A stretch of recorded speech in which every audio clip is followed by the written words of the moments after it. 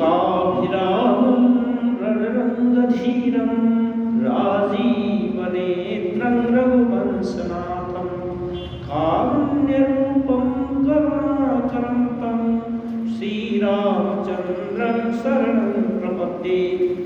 मनोजवं मारुततुल्यवेगं जितेन्द्रियं बुद्धिमतां वरिष्ठं वातात्मजं वानरयूथमुख्यं श्रीरामदूतं शरणं प्रपद्ये। श्रीरामदूतं शरणं प्रपद्ये।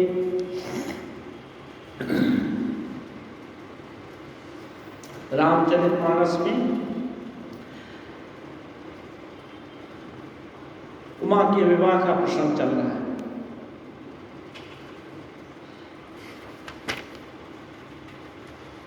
भई विकल बला सकल दुखित देख गिरि नारी करि विलाप रोदति बदति सुदासने संहारी। हिमाचल की स्त्री मैना को दुखी देखकर सारी स्त्रियां व्याकुल हो गई। मैना अपनी कन्या के स्नेह को याद करके विलाप करने लगी और रोती हुई कहने लगी।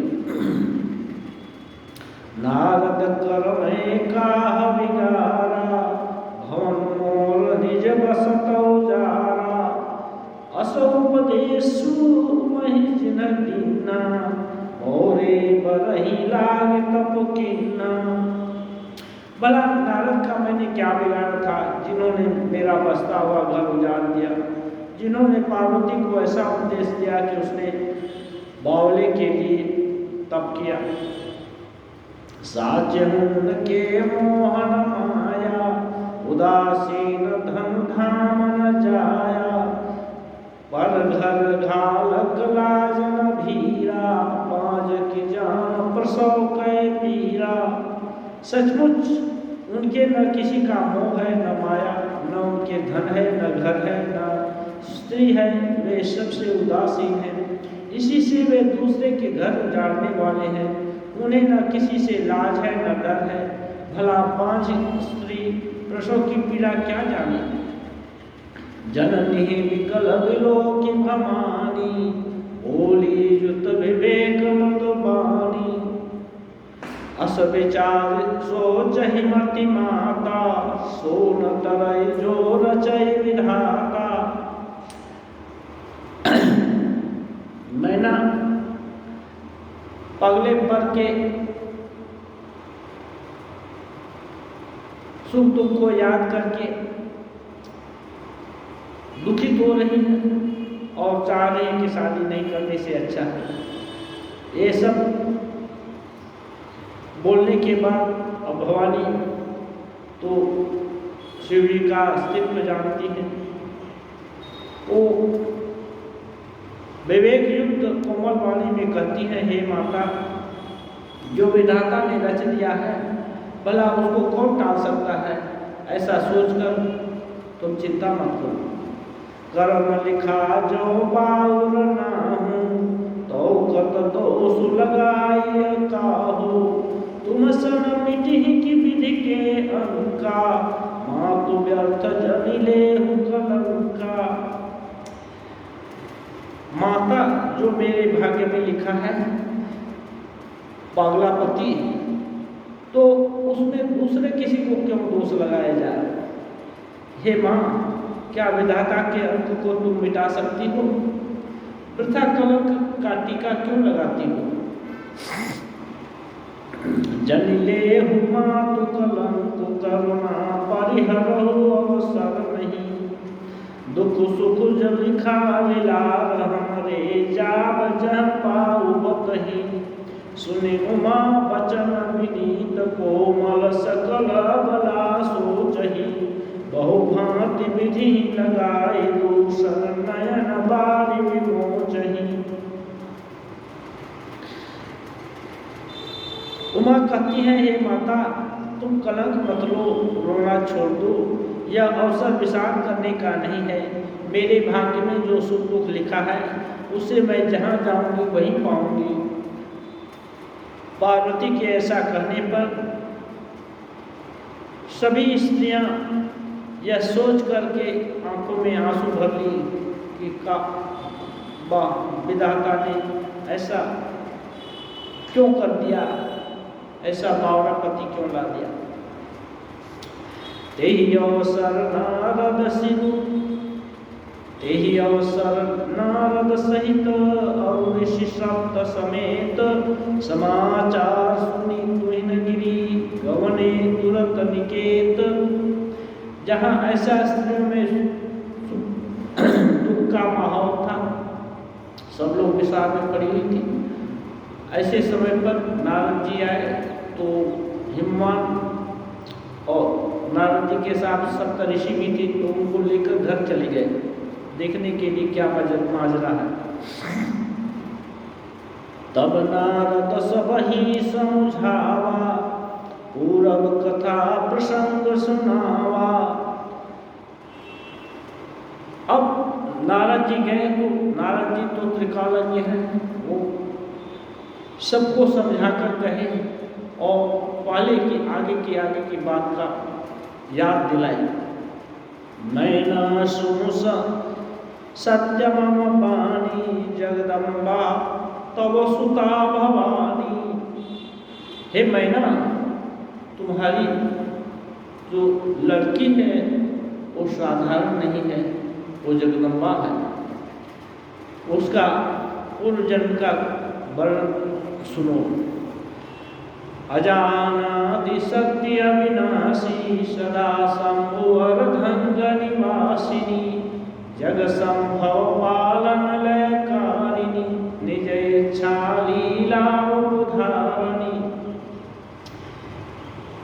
ये जो तुम्हारी लड़की है वो अजन्मा अनादि अविनाशी शक्ति है, सदा शिव के अर्धांग में रहती है। ये जगत की उत्पत्ति स्थिति प्रारंभ करने वाली है और अपनी इच्छा से ही शरीर धारण करती है। जनमी प्रथम दक्ष गृह जाई नाम सती सुंदर तनु पाई। पहले दक्ष के घर में जाकर जन्म लिया और सती नाम पाई और शरीर भी बहुत सुंदर था। तहाँ हो सती शंकर ही विवाही कथा प्रसिद्ध सकल जग माही। वहाँ भी इसने शंकर से ही विवाह किया, यह कथा संपूर्ण लोग जानता है। एक बार आवत शिव संगा देख्यो रघुकुल कमल पतंगा। भयो मोह शिव कहा न कीन्हा भ्रम बस बेसु सिय कर लीन्हा। एक बार शिव के साथ आते समय रघुकुल रूपी कमल के सूर्य श्री रामचंद्र जी को देखा, तब उनको मोह हो गया। शिव जी के कहने पर भी ये नहीं मानी और न मानकर ब्रह्मवश सीता का वेश धारण करके परीक्षा लिया। सिय वेशु सती जो किन्हते अपराध शंकर परिहरई। हर विरह जाय विभु बहोरि पितु के यज्ञ जो गानल जरी। अब जननी तुम्हारे भवन निज पति लागे दारुण तप किया। अस जानि संशय तजहु गिरिजा सर्वदा शंकर प्रिया। सती ने जो सीता का वेश धारण किया, उसी अपराध के कारण शंकर जी ने उनको त्याग दिया। फिर शिव जी के वियोग में अपने पिता के घर जाकर योगाग्नि में जल गई। अब उन्होंने तुम्हारे घर जन्म लेकर अपने पति के लिए ही तप किया, ऐसा जानकर संशय छोड़ दो और ये जानकर रखो कि ये सदा तुम्हारी जो बेटी है सदा शंकर की प्रिया है, अर्धांगिनी है। सुनि नारद के वचन तब सब कर मिटा विषाद। क्षण मह व्याप्यो सकल पुर घर घर यह संवाद। नारद जी का बात सुनकर के सभी का दुख जाता रहा और यह खबर कानों कानों सबके घर घर में पहुंच गई। तब मैना हिमंत नंदे पुनि पुनि पार्वती पद बंदे। नारी पुरुष शिशु जुवा सयानी, नगर लोग सब अति हर्षानी। तब मैना और हिमवान आनंद में मग्न हो गए, बार बार पार्वती के चरण की वंदना करने लगे। नारी पुरुष युवा सभी लोग अति प्रसन्न होने लगे। लगे हों पूर मंगल गाना, सजे समहि हाटक घटनाना। भांति भांति अनेक जवनारा, सूप शास्त्र जस कछु व्यवहारा। नगर में मंगल गीत गाए जाने लगे, भांति भांति के स्वर्ण के कलश सजाए गए। पाक शास्त्र में जैसी उच्च कला होती है उसके अनुसार भांति भांति के रसोई तैयार होने लगी। सो जमुना की जाई बखानी, बसहि भवन जहि मातु भवानी। उस रसोई का क्या कहना जहाँ की स्वयं भवानी बसती है। सादर बोले सकल बराती, विष्णु विरंचि देव सब जाति। सभी जाति के देवता लोग और सभी बराती विष्णु और ब्रह्मा इसके उनके बराती थे, सबको निमंत्रण भेजा गया, सबको बुला लिया गया भोजन के लिए। विविध भांति बैठी जेवनारा, लागे परुषण निपुण सुवारा। नारी वृंद सुर जेवत जानी, लगी देन गारी मृदुबानी। भोजन करने वालों की बहुत सी पंक्तियां बैठी, चतुर रसोइये परोसने लगे। स्त्रियों की मंडलियां देवताओं को भोजन करते जान करके कोमल वाणी से गालियां देने लगी। गारी मधुर स्वर देहि, सुंदरी व्यंग्य वचन सुनामहि। भोजन करहि सुर अति विलंबो, विनोद सुनि सच पामहि। जेवत जो बढ़्यो आनंद, सो मुख कोटि न परई कह्यो। अचवाई तिन्हि पान गमने, वास जह जाको रह्यो। सभी सुंदर स्त्रियां मीठे स्वर में गालियां देने लगी और व्यंग भरे वचन बोलने लगी। देवगण विनोद पूर्वक सुनकर बहुत सुख मानने लगे, इसलिए भोजन करने में थोड़ी देर लगा रहे थे। भोजन के समय जो आनंद बढ़ा वह करोड़ों मुख से भी नहीं कहा जा सकता। भोजन कर चुकने के बाद सब लोग हाथ मुंह धुला करके सबको पान दिया गया और सब यथा जहाँ जहाँ जिसके ठहरने का स्थान था वहाँ जाकर ठहर गए। बहुरिम हिमवंत कहूँ, लगन सुनाई आई। समय मिलो कि विवाह कर, पठे देव बुलाई। अब रात को लगन थी, फिर मुनि लोग लगन पत्रिका देख करके हिमवान को विवाह का समय बताए। बोल कर सुर सादर लिन्नी, सबहि यथोचित आसन दिन्हि। वेदी वेद विधान समारी, शुभ सुमंगल गामहि गारी। सब देवताओं को आदर से बुला लिया गया और सबको यथायोग्य आसन दिया गया। वेद की रीति से वेदी सजाई गई और स्त्रियां सुंदर श्रेष्ठ मंगल गीत गाने लगी। सिंहासन अति दिव्य सुहावा, जाय न बरनि विरंचि बनावा। बैठे शिव विप्रन सिरुनाई, हृदय सुनि निज प्रभु रघुराई। वेदिका पर एक अत्यंत सुंदर दिव्य आसन था, जिसकी सुंदरता का वर्णन नहीं किया जा सकता, क्योंकि वह स्वयं ब्रह्मा जी का बनाया हुआ था। ब्राह्मणों को सिर नवाकर हृदय में अपने स्वामी श्री रघुनाथ जी का स्मरण करके शिव जी उस सिंहासन पर विराजमान हुए। बहुर मुनि सनमा बोलाई, कर सिंगार सखी लय आई। देखत रूप सकल सुर मोहे, बरनय छवि अस जग कवि को है। फिर मुनीश्वरों ने पार्वती जी को बुलाया, सखियां सुंदर श्रृंगार करके उनको ले आई। पार्वती जी के रूप को देखकर सब देवता मोहित हो गए। संसार में ऐसा कौन कवि है जो उस सुंदरता का वर्णन कर सके। जगदम्बिका जानी भव भामा, सुर नमन ही मन कीन प्रणामा। सुंदरता मर जात भवानी, जाय न कोटि बगमन बखानी। पार्वती जी को जगदम्बा और शिव जी की पत्नी समझकर देवताओं ने मन ही मन प्रणाम किया। भवानी जी की सुंदरता, भवानी जी सुंदरता की सीमा है। करोड़ों मुखों से भी उनके शोभा का वर्णन नहीं किया जा सकता। कोटि बदन नहीं बने बरन, जग जननी शोभा महा। सकुच ही कहत सुति शेष, शारद मंदमति तुलसी कहा। छवि खानी मातु भवानी गमनी, मध्य मंडप शिव जहाँ। अवलोकि सकहि न सकुच पति पद, कमल मन मधुकर कहाँ। जगत जननी पार्वती जी की महाशोभा का वर्णन करोड़ों मुखों से भी नहीं किया जा सकता।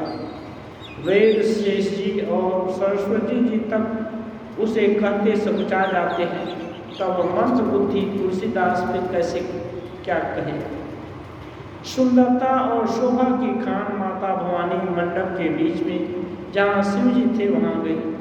वे संकोच के मारे पति यानी शिव जी के चरण कमलों को देख नहीं सकी, परंतु उनका मन रूपी भौरा तो वहीं चरण का रसपान कर रहा था। मुनि अनुशासन गणपति, पूजो शंभु भवानी। ओम सुनी संशय करे जनी, सुर विजय जानी।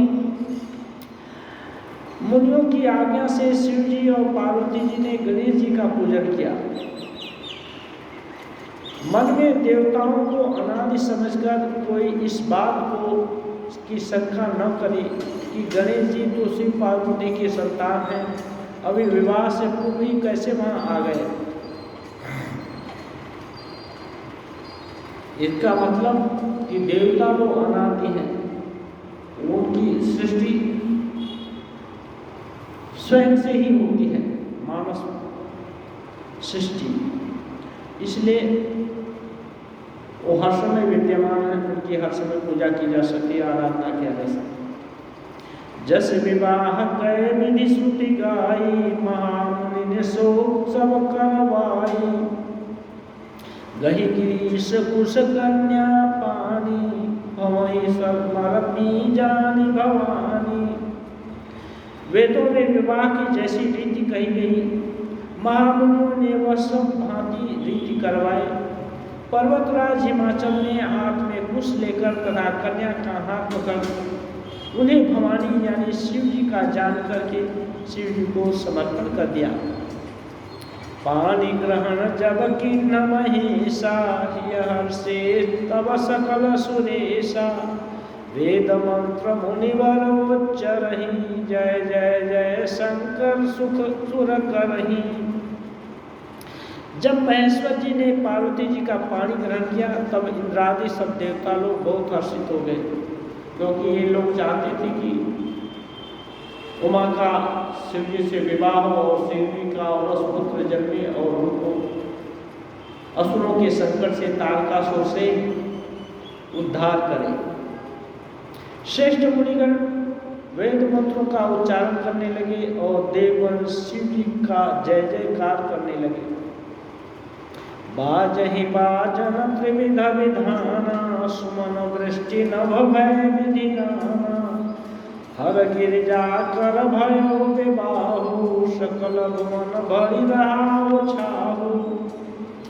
अनेकों प्रकार के बाजे बजने लगे, आकाश से नाना प्रकार के फूलों की वर्षा हुई। शिव पार्वती का विवाह हो गया, सारे ब्रह्मांड में आनंद भर गया। दासी दास तुरग प्रथम नागा, धेनु वसन मणि वस्तु विभागा। अन्न कनक भाजन भरि जाना, काज दिन न जाय बखाना। दासी दास रथ घोड़े हाथी गाय वस्त्र और मणि आदि अनेक प्रकार की चीजें अन्न तथा सोने के बर्तन गाड़ियों में लगवा कर दहेज में दिए गए, जिसका वर्णन नहीं हो सकता। शिव जी का कोई घर नहीं है कि इतना सब दहेज को दिया गया, ये रीति का पालन। और शिव जी भी क्या करेंगे, वो भी जिसको सब दे दिए। दाइज दियो बहु भांति पुनि कर जोरिहिम भूधर कहो, काते पूरन काम शंकर चरण पंकज गहि रहो। शिव कृपा सागर ससुर कर संतोष सब भांति कियो, पुनि गहे पद पाथो जमैना प्रेम परिपूर्ण हियो। बहुत प्रकार का दहेज देकर फिर हाथ जोड़कर हिमाचल ने कहा, हे सतगुरु आप पूर्ण काम है, मैं आपको भला क्या दे सकता हूँ। इतना कहकर वे शिव जी के चरण पकड़कर रह गए। तब कृपा के सागर शिव जी ने अपने ससुर का सब प्रकार से प्रबोध किया। फिर प्रेम से परिपूर्ण हृदय मैना जी ने शिव जी के चरण पकड़े और कहा, नाथ मन प्राण समान गृह किंकरी कलेहु, क्षमनु सकल अपराध कोई प्रसन्न बर देहु। हे नाथ, यह माँ मुझे प्राणों के समान प्यारी है, आप इसे अपने घर की टहलनी बनाइए और इसके सब अपराधों को क्षमा कर दीजिएगा। अब आप प्रसन्न होकर मुझे यही बात प्रदान कीजिए। बहुविधि सासु समुझाई, गमनी भवन चरण सिरनाई। जननी माँ बोली तब लिन्नी, लय छंद सुंदर सिख दिन्नी। शिव जी ने बहुत तरह से अपनी सास को समझाया। तब वे शिव जी के चरणों में से दबाकर घर गई। फिर माता जी ने पार्वती को बुलाया और गोद में बैठाकर सुंदर शिक्षा दी। करे हो सदा शंकर पद पूजा, नारी धर्म पति देव न दूजा।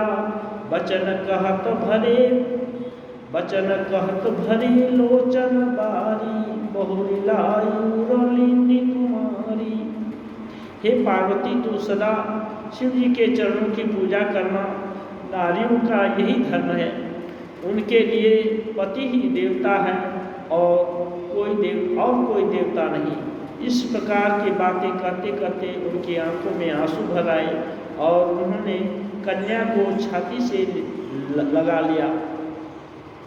कत विधि सुजी नारी जग माही, पराधीन सपने सुख नाही।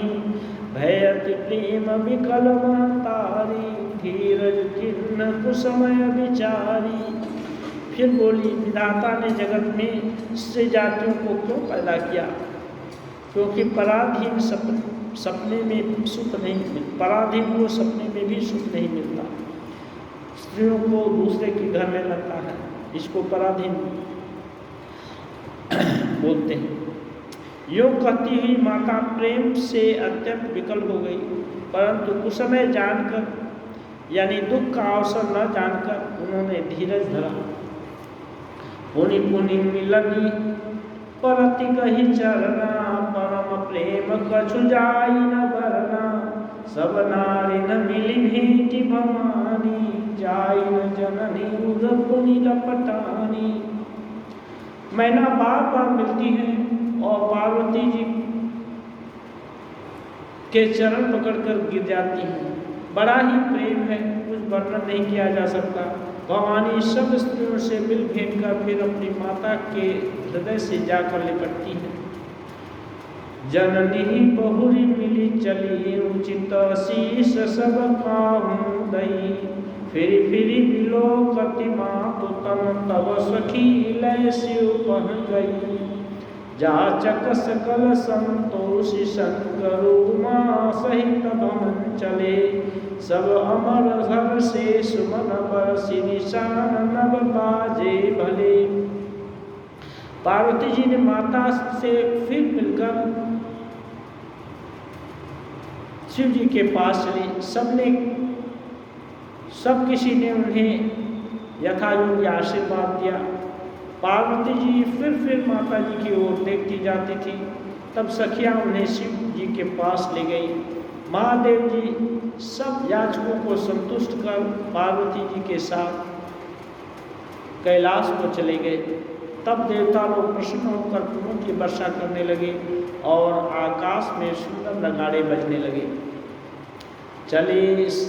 चले संग हिमंतु तब पहुँचावनति हेतु विविध भांति परितोष करी विदा किन्न वृक्ष केतु।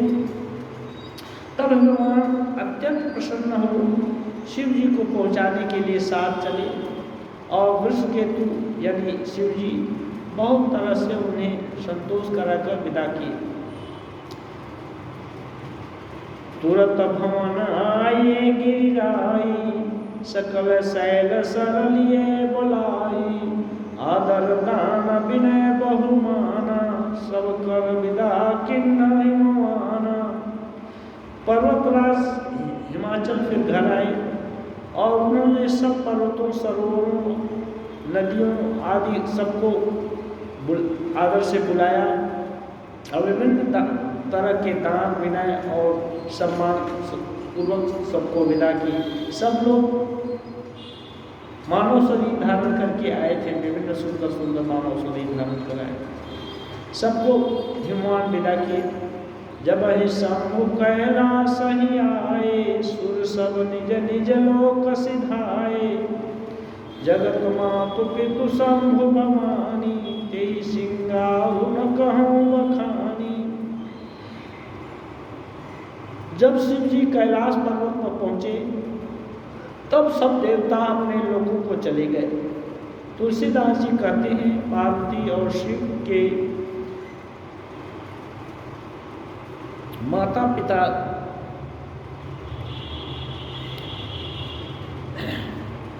तुलसीदास जी कहते हैं कि पार्वती और शिव जी जगत के माता पिता हैं, इसलिए मैं उनके श्रृंगार का वर्णन कैसे कर सकता हूँ।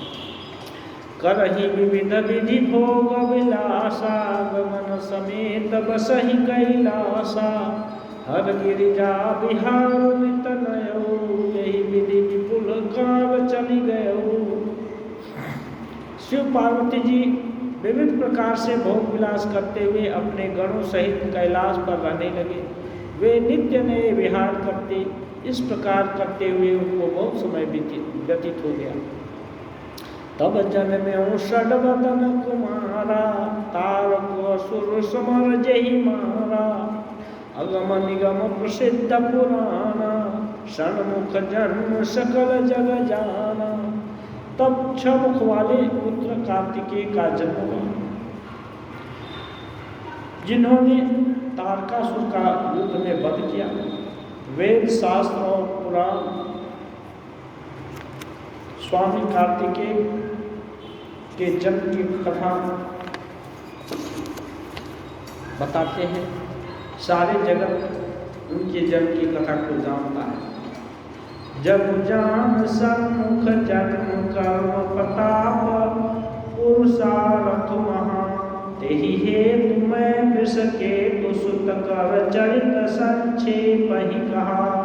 यह उमा शंभु विबाहु जे नर नारी कहीं जे गावहि कल्याण काज विवाह मंगल सर्वदा सुख पावहि। तुलसीदास जी कहते हैं शरणानंद यानी कार्तिकेय जी के जन्म कर्म और प्रताप और महान पुरुषार्थ को सारा जगत जानता है, इसलिए मैं वृषकेतु जी के पुत्र का चरित्र संक्षेप में कहा।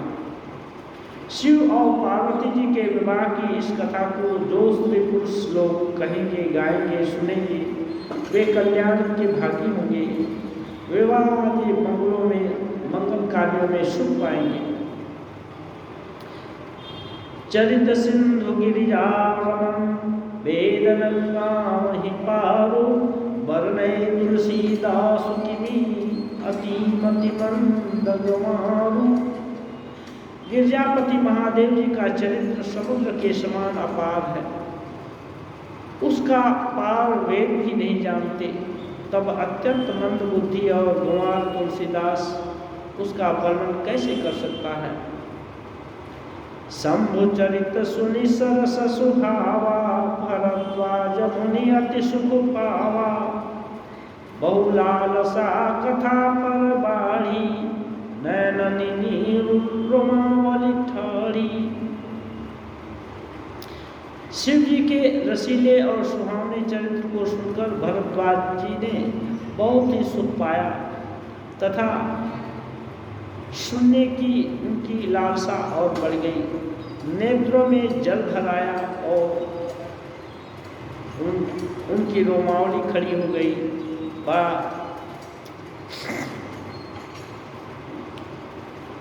पुलक होने लगा।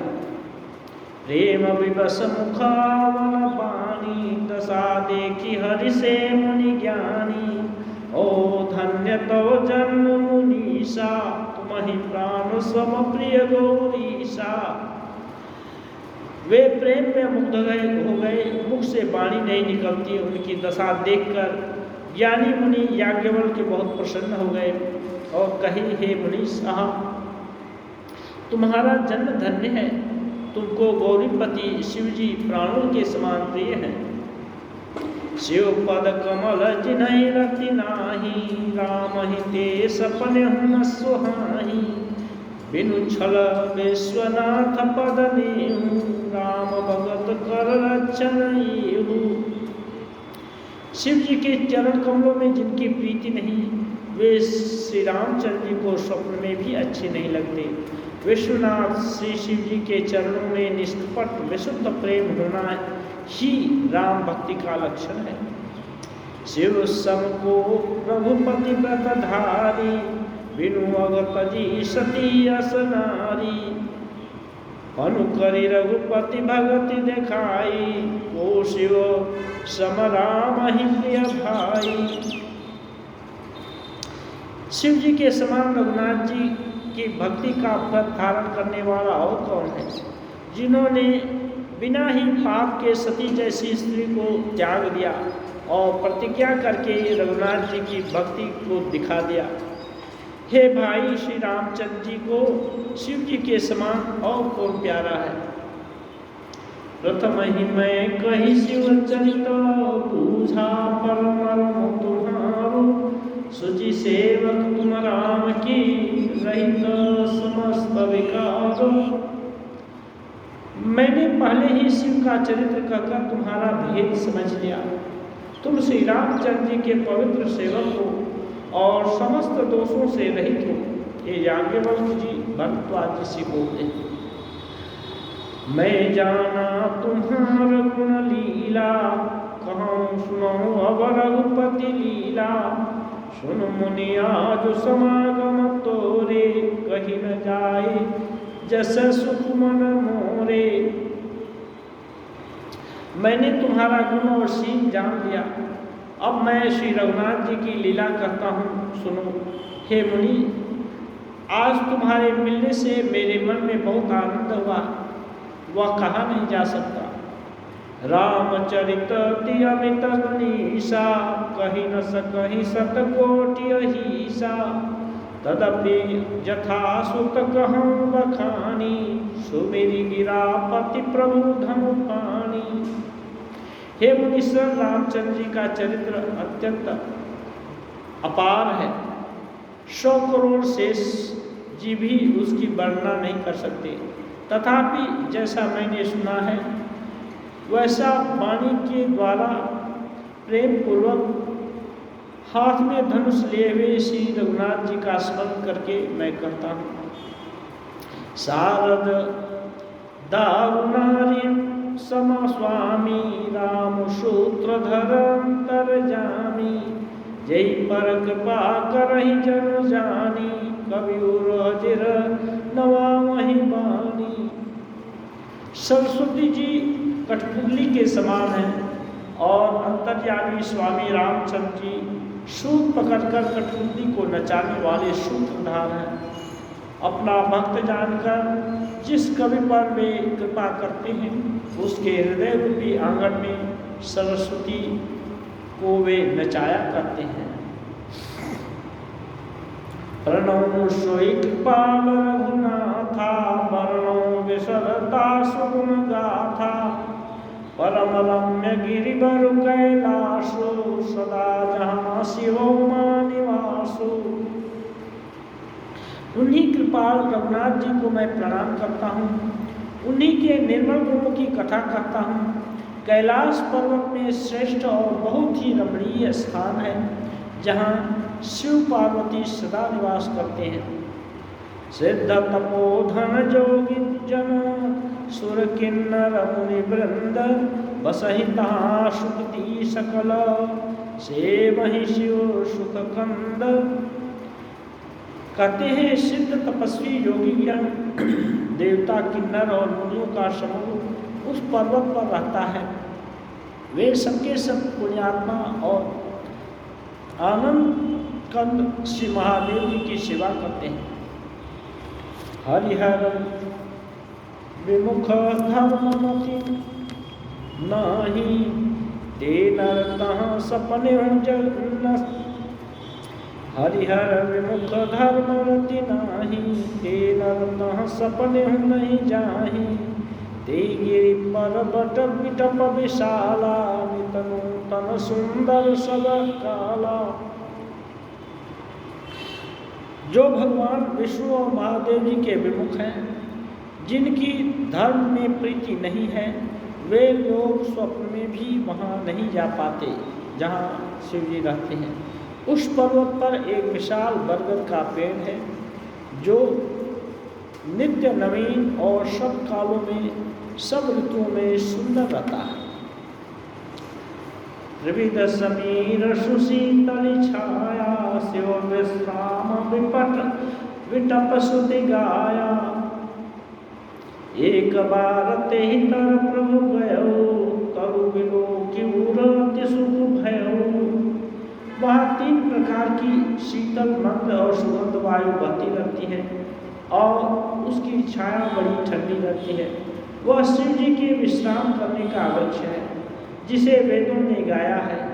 एक बार प्रभु शिव जी उस वृक्ष के नीचे गए और उसे देखकर उनके हृदय में बहुत आनंद हुआ। निज कर दासी नागर पुछाला बैठे सहज ही समुद्र पाला। कुंद इंदु दर गौरक शरीरा मुझ प्रलंब परिघन मुनि चीरा। अपने हाथ से बाघां पर बिछाकर कृपालु शिव जी स्वभाव से ही बिना किसी खास प्रयोजन के वहाँ बैठ गए। कुंद के पुष्प के समान चंद्रमा और सन के समान का गौर शरीर था। बड़ी लंबी भुजाएं थी और वे मुनियों के से बलकर वस्त्र धारण किए हुए थे। तरुण अरुण अंबुज समचरना नखदुते भगत हृदय तम हरना। भुजग भूति भूषण त्रिपुरारी आनु शरद चंद छविधारी। उनके चरण नए पूर्ण रूप से खिले हुए लाल कमल के समान थे। नखों की ज्योति भक्तों के हृदय के अंधकार को हरने वाली थी। सांप और भस्म ही उनके भूषण थे और उन त्रिपुरासुर के शत्रु शिव जी का मुख शरद पूर्णिमा के चंद्रमा की शोभा को भी हरने वाला फीका करने वाला था। जटा मुकुट सुर सरित सिर लोचन नलिन विशाल नीलकंठ लावण्य निधि सोहबाल विदुभाल। उनके सिर पर जटाओं का मुकुट और गंगा जी शोभायमान थी। कमल के समान बड़े बड़े नेत्र थे। उनका नीलकंठ था। वे सुंदरता के भंडार थे। उनके मस्तक पर द्वितीया का चंद्रमा शोभित था। बैठे सोह काम रिपु कैसे धरे शरीर शांत रस जैसे। पार्वती भल अवसर जानी गई समुपहिमा तो भवानी। कामदेव के शत्रु शिव जी वहाँ बैठे हुए ऐसे शोभित हो रहे थे मानो शांत रस शरीर धारण किए हुए बैठा हो। अच्छा मौका जानकर शिव जी की पत्नी माता पार्वती जी उनके पास गई। जाने प्रिया दरोति किन्हा पाम भाग आसन हर दिन्ना। बैठी शिव समीप हरसाई पूरब जन्म कथा चितलाई। अपनी प्यारी पत्नी जानकर शिव जी ने उनका बहुत आदर सत्कार किया और अपनी बाईं ओर बैठने के लिए आसन दिया। पार्वती जी प्रसन्न होकर शिव जी के पास बैठ गई। उन्हें पिछले जन्म की कथा स्मरण हुआई। पति ही हेतु अधिक अनुमानी बिहसी माँ बोली प्रिय बानी। कथा जो सकल लोक हितकारी सोई पूछन चह शैल कुमारी। स्वामी जी के हृदय अपने ऊपर पहले की अपेक्षा अधिक प्रेम समझकर पार्वती जी दिल में हंसकर एक प्रिय वचन बोली। याज्ञवल्क्य जी कहते हैं, जो कथा सब लोगों का हित करने वाली है उसे ही पार्वती जी पूछना चाहती हैं। विश्वनाथ मम नाथ पुरारी त्रिभुवन महिमा विदित तुम्हारी। घररु चररु अचर नागर देवा सकल करहि पद पंकज सेवा। कहती हैं, हे संसार के स्वामी मेरे नाम त्रिपुरासुर का वध करने वाले आपकी महिमा तीनों लोकों में विख्यात है। आप चर अचर नाग मनुष्य और देवता सभी आपके चरण कमलों की सेवा करते हैं। प्रभु समर्थ सर्वज्ञ शिव सकल कला गुण धाम योग ज्ञान वैराग्य निधि प्रणत कल्पतरु नाम। हे प्रभु, आप समर्थ सर्वज्ञ और कल्याण स्वरूप हैं, सब कलाओं और गुणों की निधान हैं, योग ज्ञान और वैराग्य के भंडार हैं। आपका नाम शरणागतों के लिए कल्प वृक्ष के समान है। जो मो पर प्रसन्न सुख राशि जानिय सत्य मोहिनी जदासी। तो प्रभु हरहु मोरा ज्ञाना कही रघुनाथ कथा विधि नाना।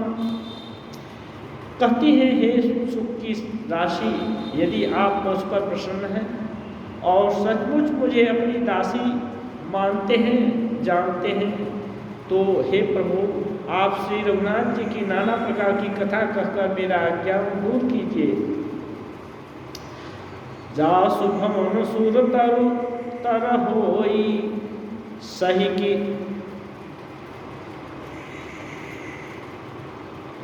जा शुभम सुर तरु तर होई सही की दरिद्र जनित दुख सोई। शशिभूषण सहृदय विचारी हरौनाथ मम मति भ्रम भारी। जिसका घर वृक्ष के नीचे हो वह भला दरिद्रता से उत्पन्न दुख की भोग क्यों सहेगा। हे शशिभूषण, हे नाथ, हृदय में ऐसा विचार कर मेरी बुद्धि के भारी भ्रम को दूर कीजिए। प्रभु जे मुनि परमार्थवादी कहीं राम कहूँ ब्रह्मानादि। शेष शारदा वेद पुराना सकल करहि रघुपति गुण गाना। हे प्रभु, जो परमार्थ तत्व के वेदता ज्ञाता मुनि लोग हैं वे श्री रामचंद्र जी को अनादि पर ब्रह्म कहते हैं और शेष सरस्वती वेद पुराण सभी रघुनाथ जी के गुण गाते हैं। तुम पुनि राम राम दिन राति शारद जपहु अनंग राति। राम सो अवध निपति सुत सोई किया जगुण लखपति सोई। और हे कामदेव के शत्रु, आप भी दिन रात आदर पूर्वक राम राम जपते रहते हैं। ए राम वही अयोध्या राजा के पुत्र हैं या अजन्मा निर्गुण अगोचर कोई और है। जौन तनयत ब्रह्म किमी नारी विरह मति भोरी। देखि चरित महिमा सुनत भ्रमति बुद्धि अति मोरी।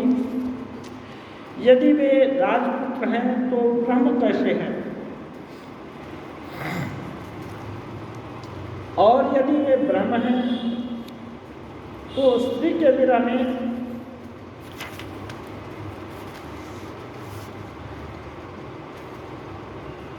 उनकी मति बावली कैसे हो गई। इधर उनके ऐसे चरित्र देखकर, उधर उनकी महिमा सुनकर मेरी बुद्धि बहुत चकरा गई है।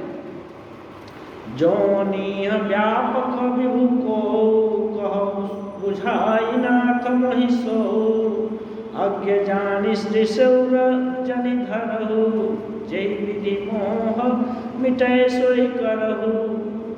यदि इच्छा रहित व्यापक समर्थ ब्रह्म कोई और है तो हे नाथ मुझे उसे समझा कर कहिए। मुझे नादान समझकर मन में क्रोध न लाइए। जिस तरह मेरा मोह दूर हो वही कीजिए। मैं बन दीखी राम प्रभुताई, अति भय विकल न तुम ही सुनाई। तदपि मलिन मन बोध न आवा, सो फल भली भांति हम पावा। अब इनको पिछले जन्म की याद है, इसलिए बोल रही हैं मैं पिछले जन्म में वन में रामचंद्र जी की ममता थोड़ी देखी, परंतु मैं अत्यंत भयभीत थी, इसलिए मैंने आपको उसे नहीं सुनाया। मेरा मन उस समय बहुत मलिन था, उसका फल भी मैंने अच्छी तरह पा लिया। अजहु कछु संशय मन मोरे, करहु कृपा बिनहु कर जोरे। प्रभु तब मोहि बहु भांति प्रबोधा, नाथ सो समुझि करहु जनि क्रोधा। अब भी मेरे मन में कुछ संदेह है, आप कृपा करके कहिए। मैं हाथ जोड़कर विनती करके कहती हूँ, हे प्रभु आपने उस समय भी मुझे बहुत तरह से समझाया था, फिर भी मेरा संदेह नहीं दूर हुआ। हे नाथ यह सोचकर मुझ पर क्रोध मत कीजिए। तब कर विमोह बनाही, राम कथा पर रुचि मन माही। कहो पुनीत राम गुण गाथा, भुजगराज भूषण सुरनाथा। अब ये बोल रही हैं मुझे अब पहले जैसा मोह नहीं है, अब तो मेरे मन में राम कथा सुनने की रुचि है। हे शेषनाग को अलंकार के रूप में धारण करने वाले देवताओं के नाथ, आप श्री रामचंद्र जी के गुणों का पवित्र कथा कहिए। बंदो पद धरि धरणी सिरु, विनय करऊं कर जोरी। वर्णहु रघुवर विशद जसु, श्रुति सिद्धांत निचोरी।